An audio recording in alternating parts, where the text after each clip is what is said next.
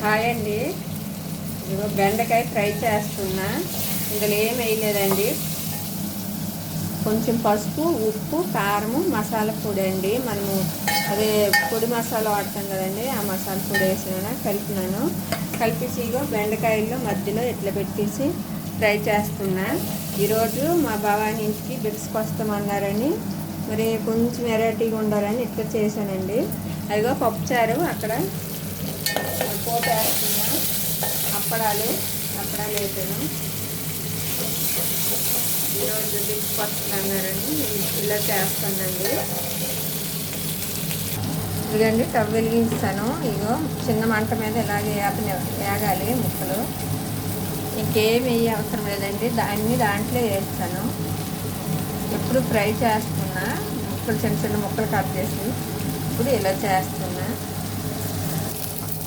ఇదిగండి ఇట్లా వేసుకుంటే కావాలండి. బెండకాయ ఎక్కువసేపు పట్టదండి, వేసుకోవద్దు.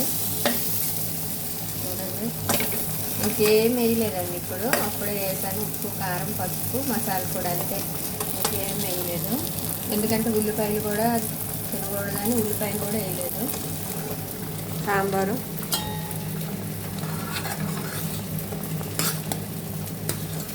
సాంబార్ కూడా అయిపోయిందండి. బెండకాయ ఫ్రై, అప్పడాలు, రైసు. మా భవానీ గురించి అంతేనండి ఈరోజు మా భవానీ భిక్ష.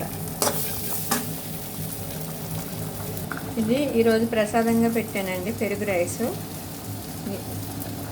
పొట్టి టమాటా కూర అండి. ఇది మా గురుండి ఉన్నాము.